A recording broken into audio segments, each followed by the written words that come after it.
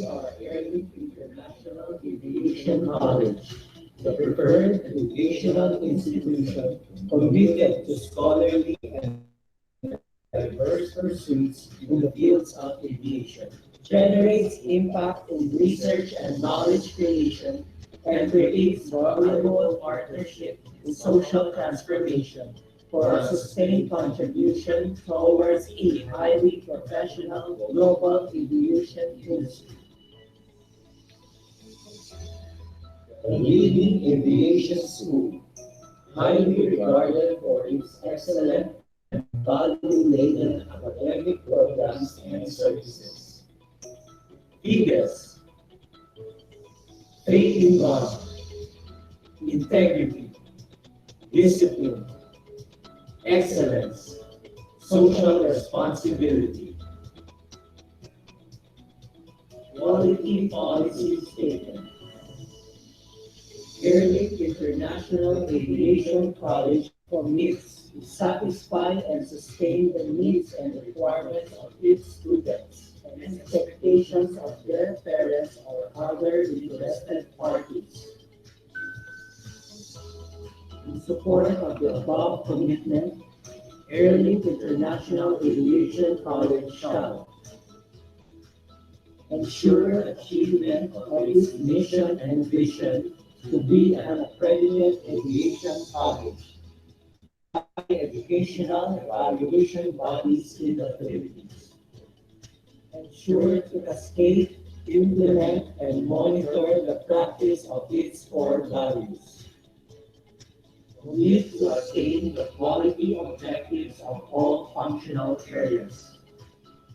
Ensure to implement all procedures and to comply with applicable statutory and regulatory requirements, and commit to the provision of quality service and strive for the continual improvement of the organization.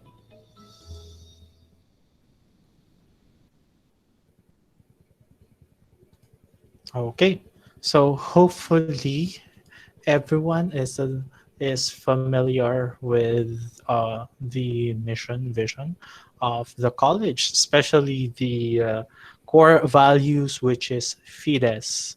So again, FIDES stands for F. What's F again? Faith in God, Yes, faith in God. I is what? integrity, Integrity. D is for discipline, discipline. E is for excellence, other other people, and S other. Social Social responsibility. responsibility. There you go. So social responsibility. So class, please be familiar with our FIDES. That's faith in God, integrity, discipline, excellence, and social responsibility. So it's for you to know for your entire tenure here in the college that you are very familiar with the mission, vision statement, and the core values of Aliak. Now, with our discussion, well, I'll be discussing today the module one, which is the start of the history of aviation. Now, the introduction to aviation. So, first of all, what is aviation, class? So, aviation is it is the art or science of making and flying the aircraft. It's just not just a job of a pilot to fly. It's actually a science and an art. So, science that deals with aerodynamics and stuff.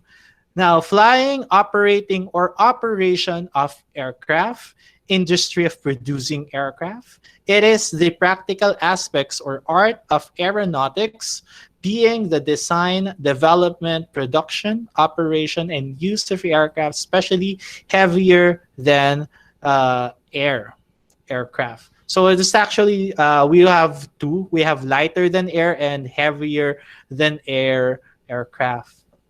Now, class, it is important for you to know this stuff or these things is because, especially for students here, I think there are students here who have a dream to be a pilot someday.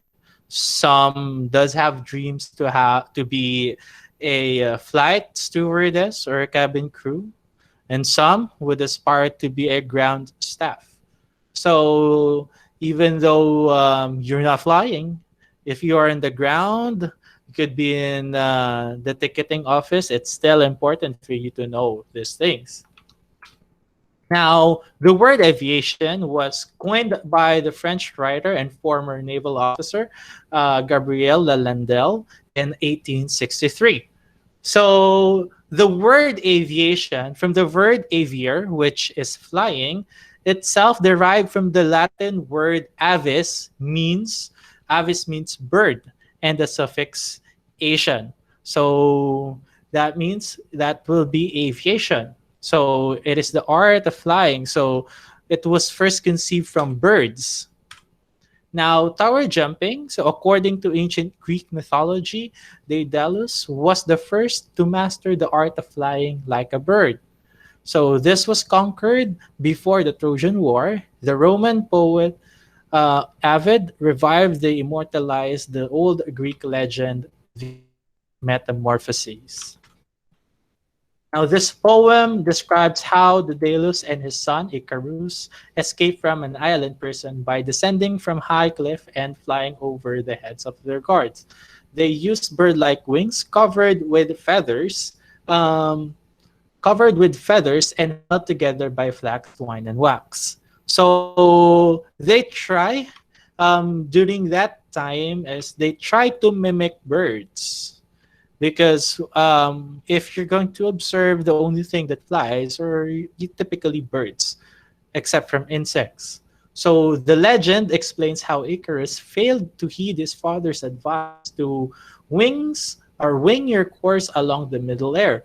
He flew too high, and the sun melted the wax that held the feathers in place. Icarus plunged to his death in the sea near an island which now bears his name. But Daedalus flew in safely to Sicily, where he lived many of years.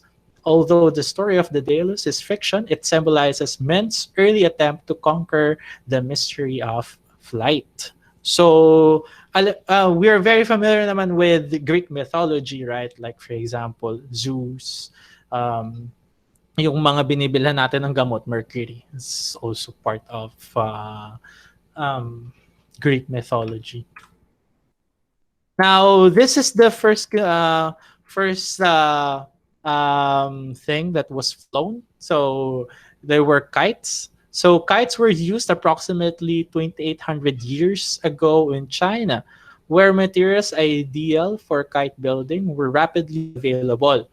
So by at least 549 AD, paper kites were being flown, as it was recorded in that year. A paper kite was used as a message for a rescue mission. Now, during this time, we are still dreaming of man flying. So we could build things that could fly, but we cannot ride them as of that moment. So we'll get into it later on. Now, ancient medieval Chinese sources list other uses of kites for measuring distances.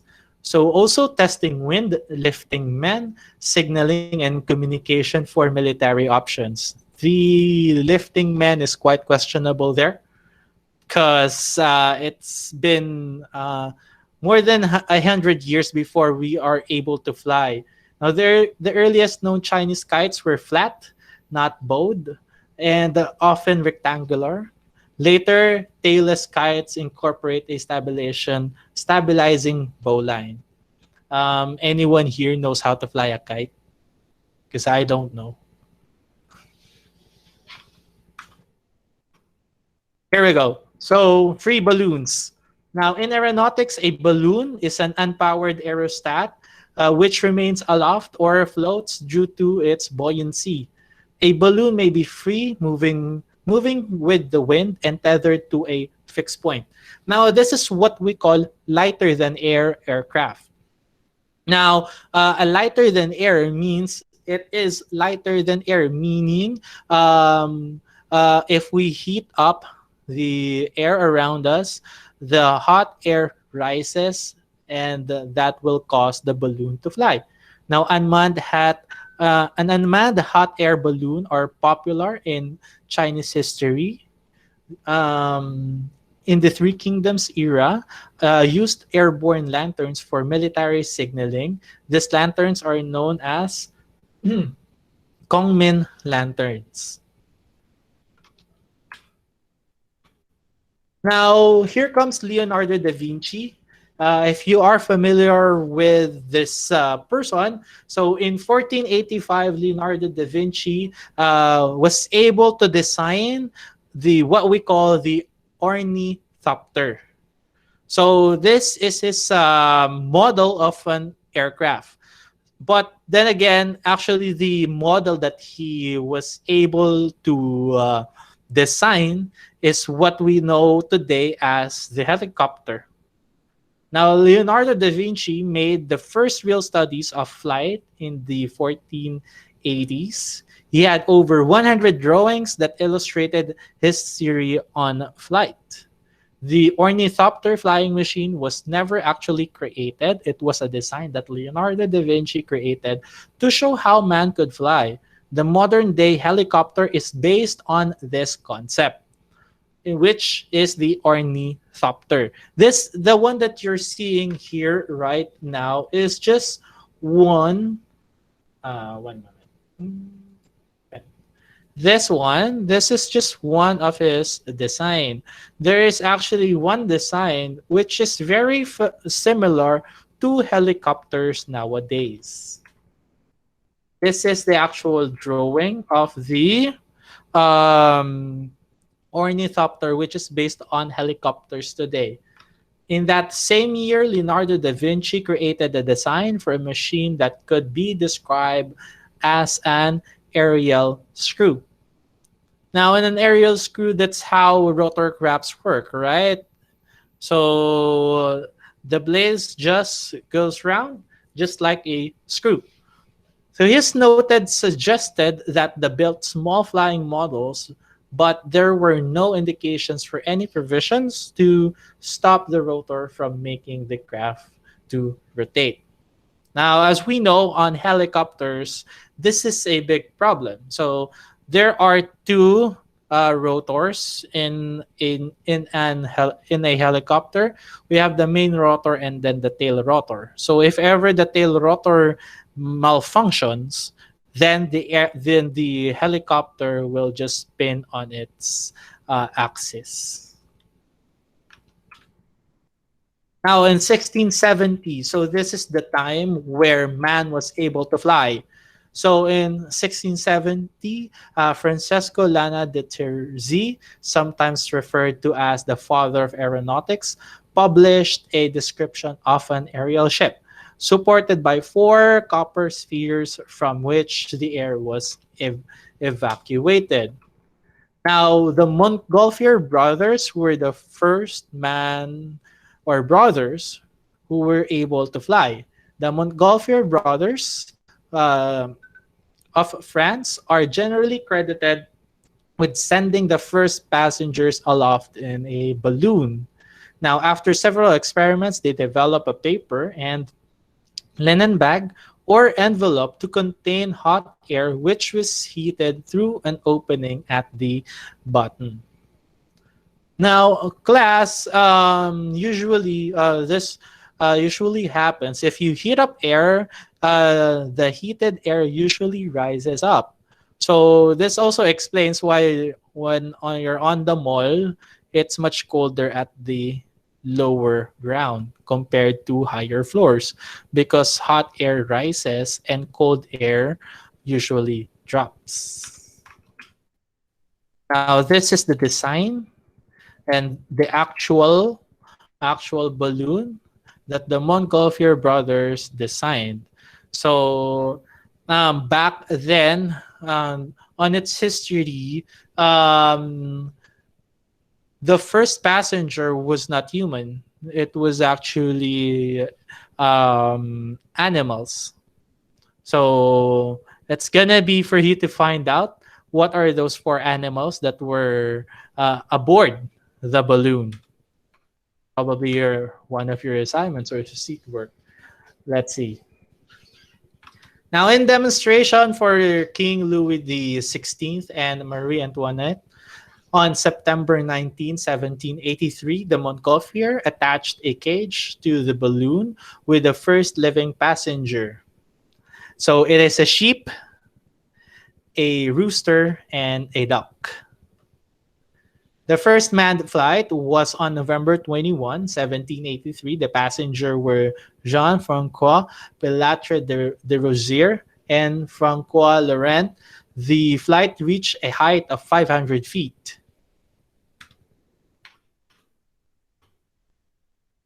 Next is Henry Cavendish in 1766 worked on hydrogen. Hydrogen, so Joseph Black proposed that a balloon filled with hydrogen would be able to rise in the air on December 1, 1738. Jacques Charles and Robert Brothers made the first gas balloon flight on Paris. Their hydrogen filled balloon flew to almost 2,000 feet. That's 600 meters, stayed aloft for over 2 hours, and covered a distance of 27 miles or 43 kilometers. Now we have George Cayley. In 1799 till 1850s, George Cayley worked to discover a way that man could fly. He designed many different versions of gliders that used the movements of body to control. A young boy whose name is not known was the first to fly one of his gliders. He changed the shape of the wings so that the air would flow over the wings correctly. So there is already a design on the airfoil.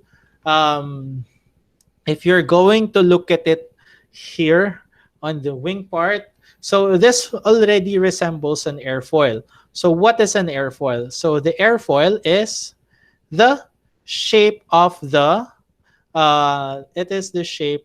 wings, in which high and low pressure here, and high pressure air flows through your wings, thus generating lift.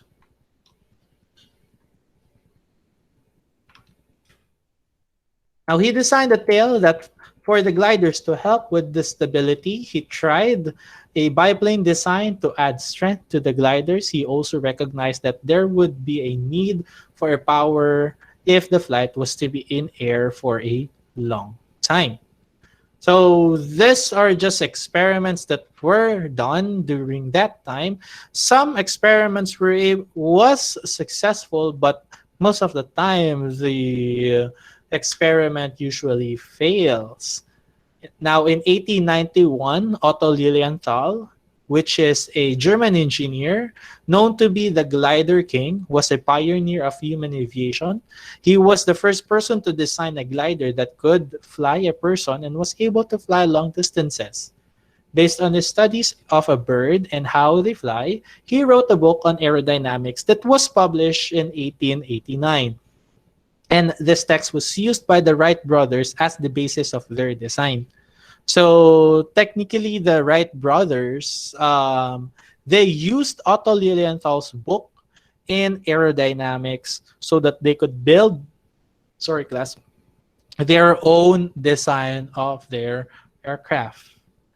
Now, if you are not familiar with the Wright brothers, we'll be discussing it later on. Now, after than 2,500 flights, he was killed when he lost control because of a sudden strong wind and crashed into the ground. Next is Samuel Langley. In 1891, he built a model of a plane, which he called an aerodrome that included a steam-powered engine. This is not a full-scale design that he made. So this is just in 1891, his model flew for 3 three-fourths of a mile before running out of fuel. His major contribution to flight involved attempts to adding a power plant to a glider. He was also well known as the director of the Smithsonian Institute in Washington, D.C. Okay, so we're nearing the Wright brothers. Now, in 1894, Octave Chanute published a book named Progress in Flying Machines in 1894. So he documented all the experiments that was done to publish this book. Now, this book was also used by the Wright brothers to design their own aircraft. It gathered and analyzes all technical knowledge that he could find about aviation accomplishments. It included all the world's aviation pioneers. The Wright brothers used this book as a basis for much of their experiments. Chanute was also in contact with the Wright brothers and often commented on their technical progress. All right.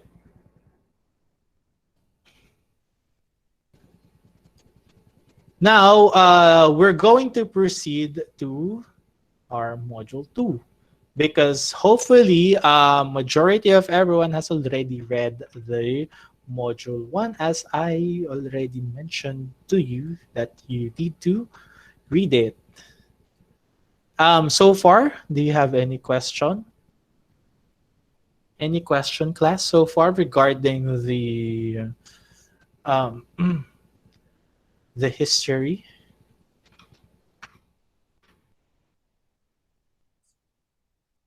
Okay, so let's proceed. So moving forward. Now, in 1897, class, Clement Anders was able to produce a steam-powered plane, one of the first men to invent a steam-powered plane. Now, a pioneer of flight before the Wright brothers. But this is not yet the first man-powered flight. Now, in July 1900s, the Zeppelin LZ-1 made its first flight. Now, during this time, we are already good at flying, but in regards with balloons. As we know, balloons does not fly fast. It's quite slow. Now, the Zeppelins named after Count von Zeppelin, who began working on rigid airship design in 1890s, leading to the flawed LZ-1 in 1900 and more successful LZ-2 in 1906. Now, let's go through here. We're going to focus on the year 1903. Now, the first powered flight. Now, class, what's the difference from flat from a balloon? Now, a balloon is a um, a lighter than air aircraft. Now, a heavier than air aircraft is what you typically see right now. All those aircrafts that we see right now.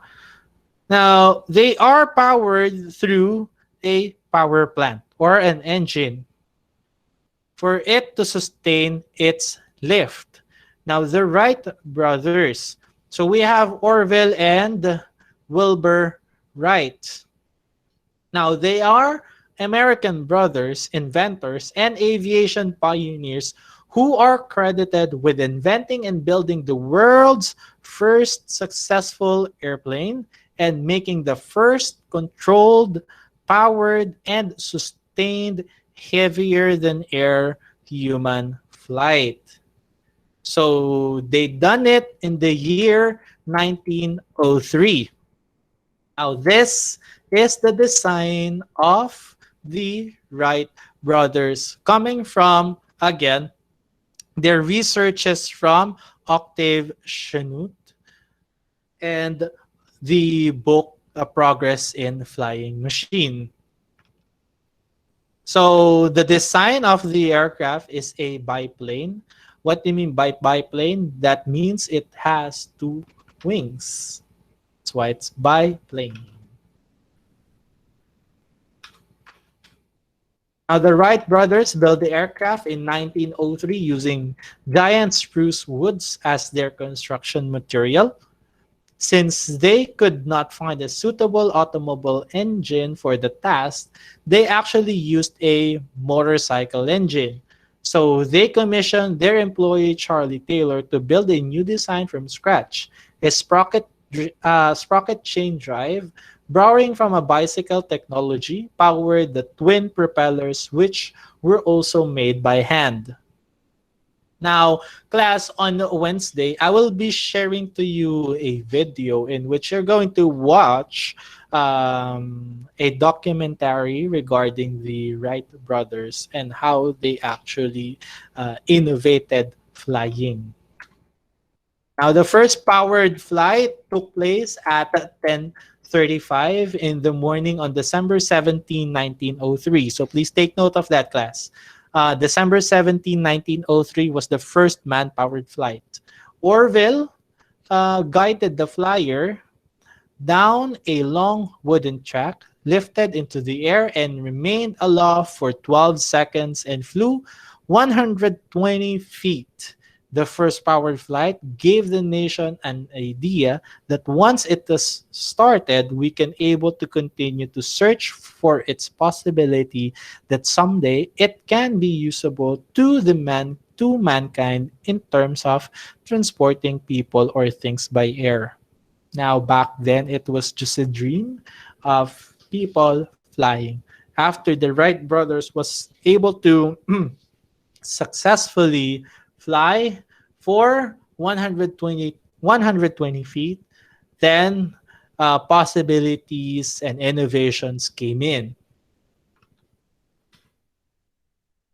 Now, who is Charles Taylor or Charlie Taylor? The world's first aviation maintenance technician. He was the one who built and designed the engine or the power plant of the uh, Wright Flyer.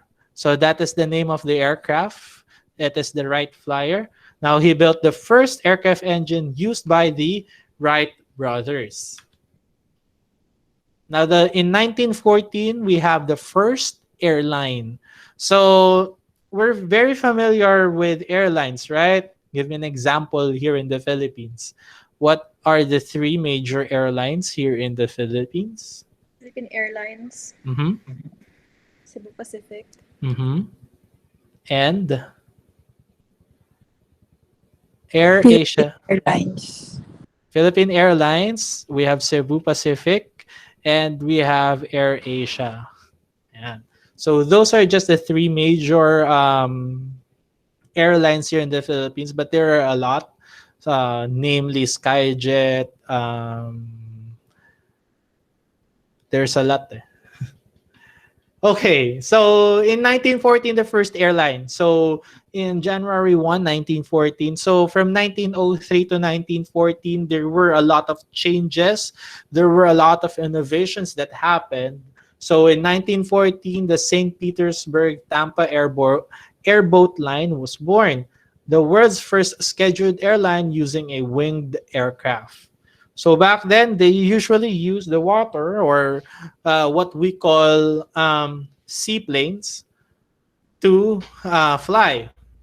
So there were no airports and runways yet during that time. Now, in 1927, the first solo transatlantic flight was done by Charles Lindenberg, completes the first solo transatlantic flight.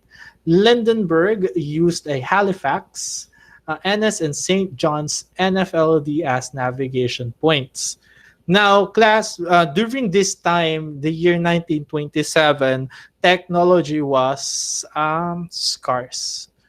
It's scarce, it is very limited. So, what pilots usually do is that during this time, there are no radio navigations yet. They just pilot through their eyes, through landmarks, through roadways. That's how they fly during that time. Compared, if we're going to compare it right now, what do we have? We have GPS and all sorts of technology. Now, in 1937, this was a disaster named the Hindenburg disaster. The Hindenburg is lost in an accident at Lakehurst, New Jersey. The accident is looked upon by many as the end of the airship era. Now, Hindenburg disaster was caused by an electrostatic discharge or a spark that ignited a leaking hydrogen. Now, as we know, hydrogen is highly combustible. In 1941, this was the first successful jet aircraft. Now, during this time, innovation was already at or is already booming. Why? During this year, what's very notable during this year, the 1941? What's The notable? the World War II. There you go. So, World War II was in place during this year. So there are a lot of navigations, innovations that is happening. Now, class, just FYI for everyone, um, in World War One, they said it's actually a fact is that World War One was won by aviation or by an aircraft through its innovation in aircrafts in World War One. In World War Two, it was won by radio. So that's just a fun fact for everyone. Now, in 1947, we are able to achieve a supersonic flight by the Bell X-1. Now, Chuck Yeager was an American, was the first person to break the sound barrier in level flight on October 14, 1947. If we're going to backtrack it from 1903, we've come a long way. We've already flown in almost outer space, flying at an altitude of 45,000 feet or 13.7 kilometers. Now, in 1952, it's the world's first all jet airlines. The BOAC, the Havilland Comet 1, this aircraft flew the world's first jet airline service, but later crashed due to fatigue problems. Now, the fatigue problems was because of the materials used for the skin of the aircraft. Now, the aircraft had flown a total of 3,681 hours at the time of the accident. Now, in 1957, this was the first artificial satellite. We're now able to go to space since 1903. It's already 1957, and we're now into space. Sputnik 1. Hindi ito yung vaccine ha. That's not the vaccine. So Sputnik 1 was the first artificial satellite to be put into geocentric orbit, launched by the Soviet Union on October 4, 1957. It was the first satellite of the Sputnik program. Now, in 1958, this is the first, or this ushered the jet age, which is the Boeing 707.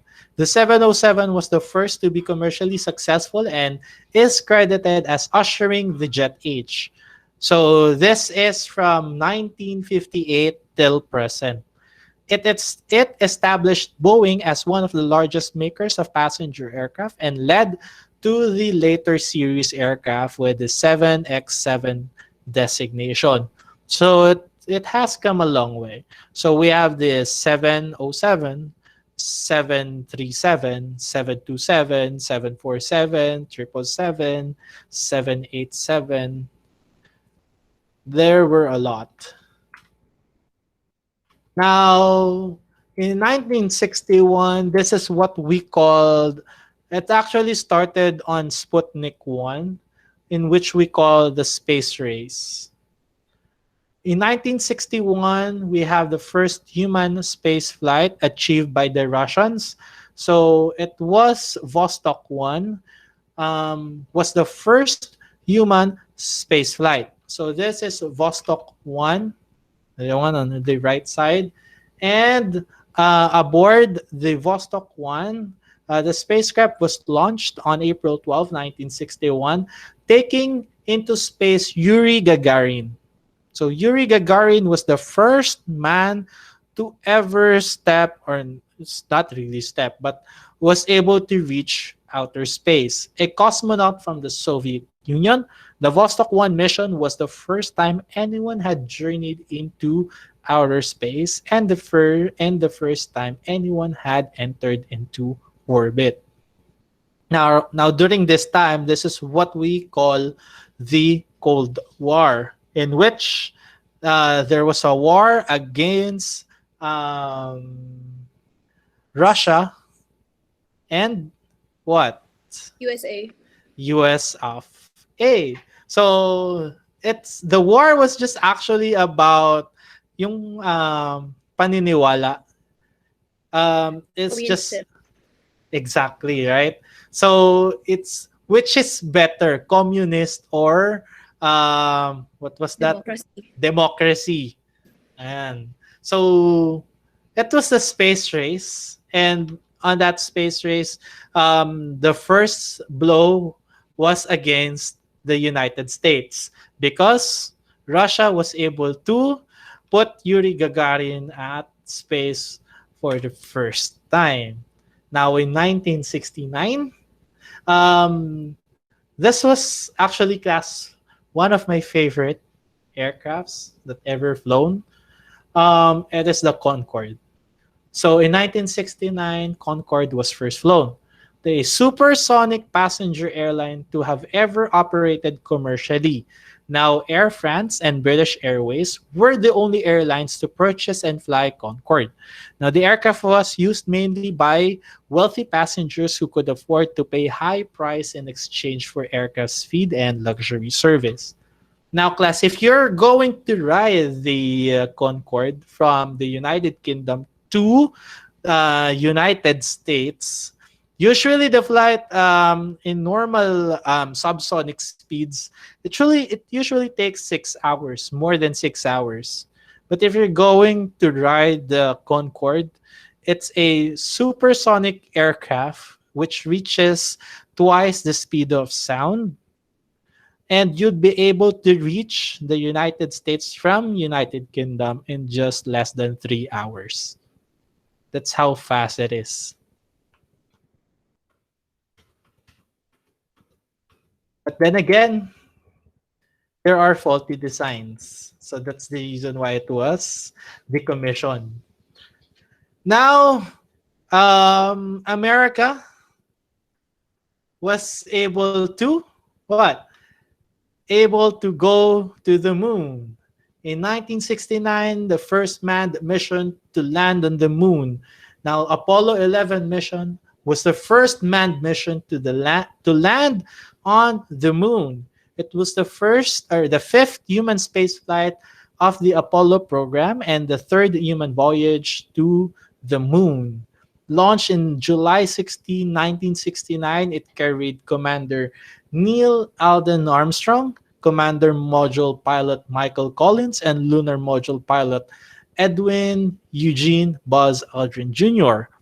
Now, on July 20, Armstrong and Aldrin became the first humans to land on the moon while Collins orbited above.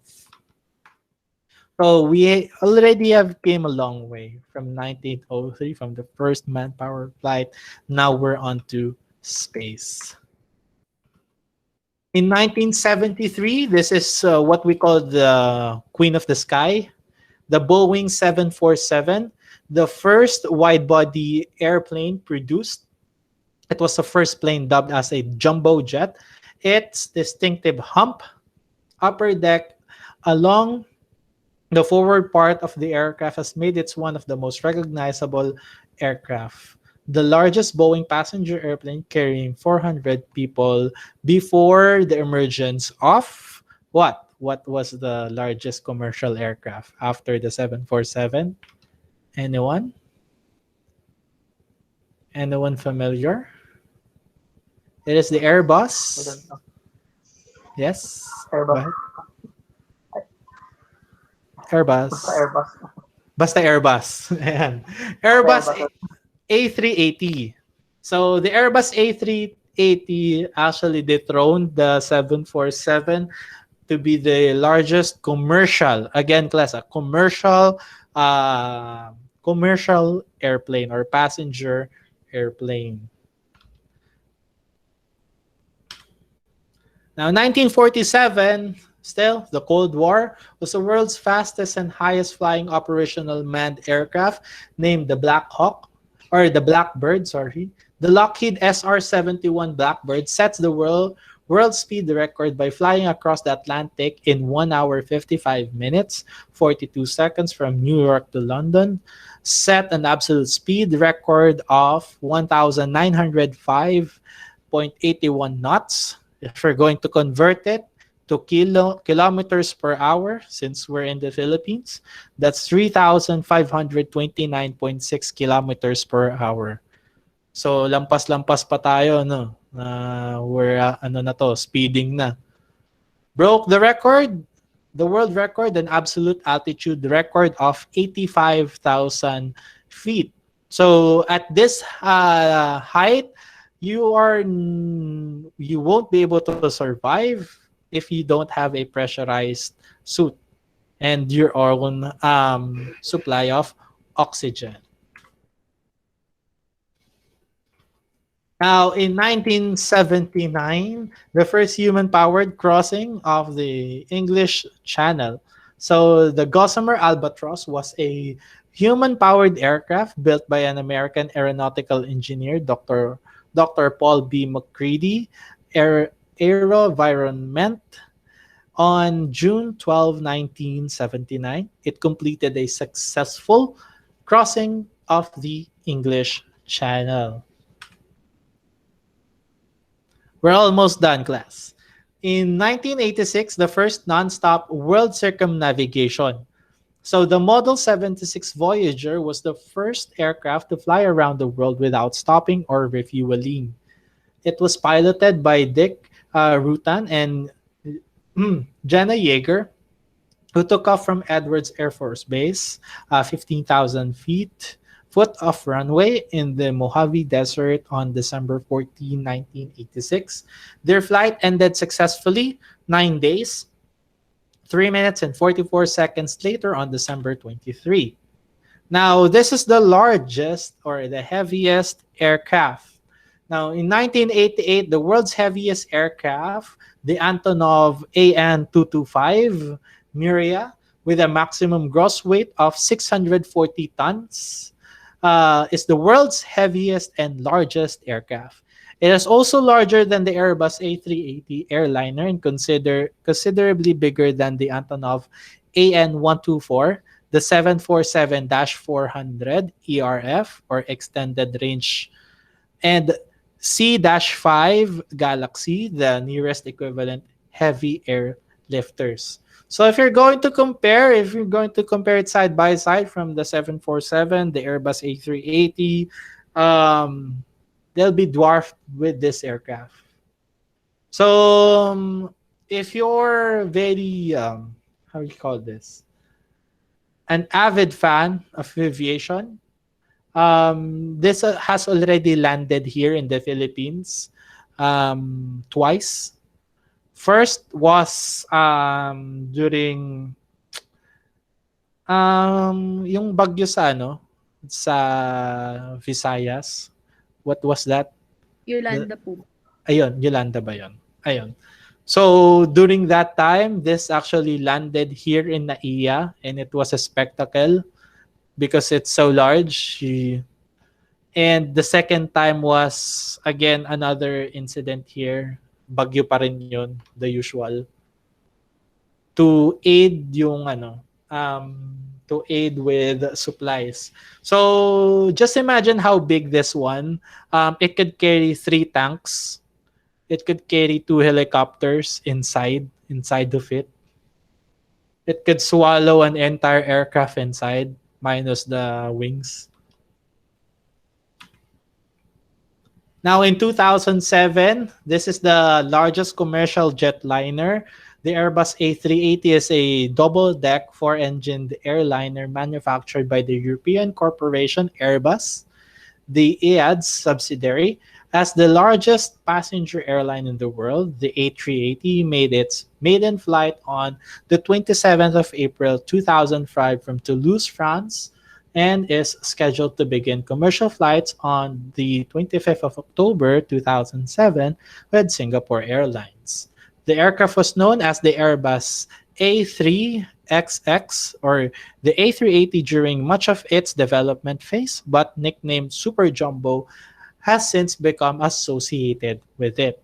Now, currently, the Airbus A380, sad to say, but majority of the airlines owning the A380 has already sold the aircraft. Why? It is because it's very expensive to maintain and it's very hard for it um, to beat the competitors. What are the competitors of this aircraft? The 737, the A350s, the 787, the 777, which what are in common with those aircrafts? Those aircrafts are just twin engine aircrafts. Now, twin engine meaning they will burn less fuel, which is more economical compared to four engine aircraft. That's why the A380, its days are numbered. Ayan. Sad to say. Now, we have in 2008 the Boeing 787. So, the 787 Dreamliner is an American mid-size wide-body aircraft, twin-engine jet airliner currently in production by Boeing Commercial Airlines and scheduled to enter service in May 2008, which was not actually true. It was delayed because it's Boeing. It will carry between 210 and 330 passengers depending on the variant and seating configuration. Boeing has stated that it will be more fuel efficient than earlier Boeing airliners. It will also be the first major airliner, take note of this class, to use composite materials for most of its construction. So, what do you mean by composite material class? What's the difference from typical materials used for aircraft construction? Anyone? You could give me an example. Okay. So, an example of a composite material class is carbon fiber. We also have fiberglass. So, those are just some examples of composite materials. So, the Boeing 787 is not made of aluminum and alloy, but mostly composite materials. Now, lastly, is in 2010, we have the Airbus A350 XWB or extra wide body. The Airbus A350 is the first Airbus aircraft with both fuselage and wing structures made primarily of carbon fiber or yung composite materials reinforced polymer. Its variant seat is from 315 to 369 passengers in typical sitting layout. So, this one on the left side, tinatawag natin the love bus. That's actually true. So, how would you know if you're a plane spotter? You just need to look at this one. Then that means that's the A350 love bus of Philippine Airlines.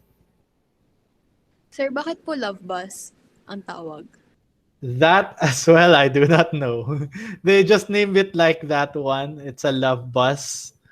Maybe probably because of the logo that they put here. It's actually named Love Bus there. If we're going to zoom it in, it's Love Bus. It's very notable.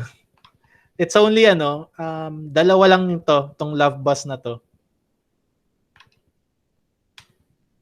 Ayan. Now, in future aircrafts, Boeing, yeah, we have the Sugar Volt and the Airbus, which is the bird of prey.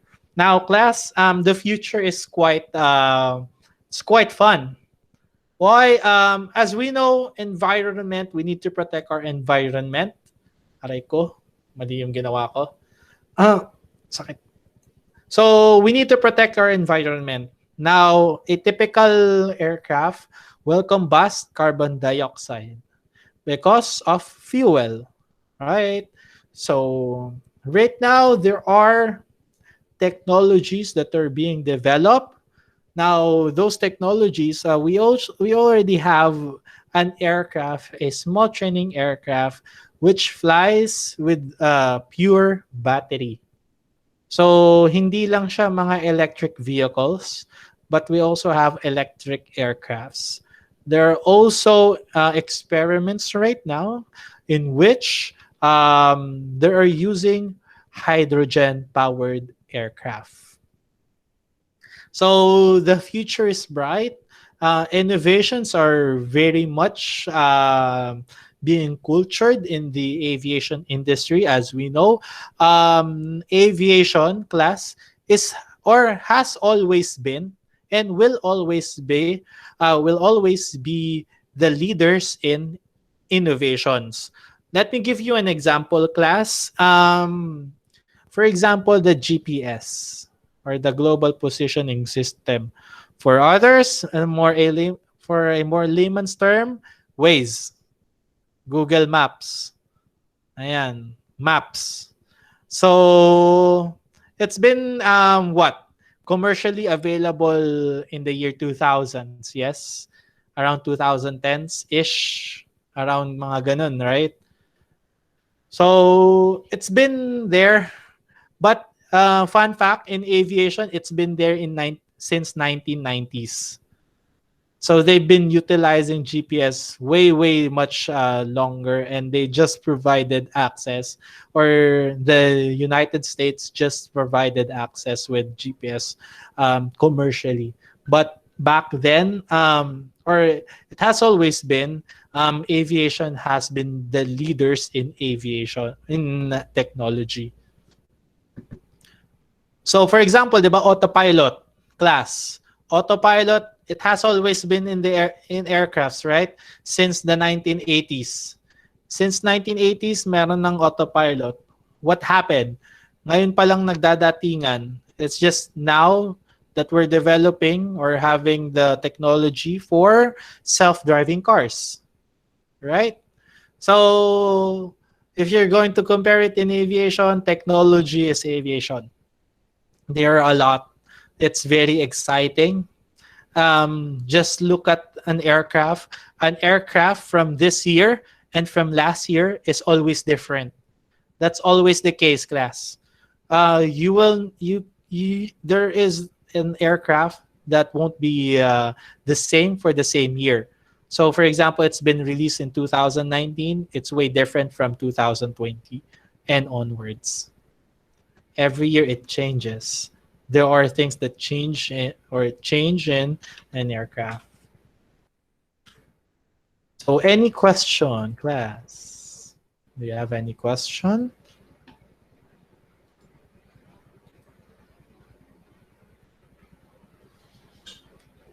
Oh, diba? I told you that it's very easy for us to catch up. Just for a while, let me just download the attendance. And so far, did you learn something about history? So, for some, history is boring, but for some, it's quite exciting. Not sure which one of you got excited and which one of you got bored. nakatulog. So, again, class, we only have one foreign student here. Do we have any other aside from Youngjun Kim? Sabay nagtatagalog pala siya, no? Effort pa tayo.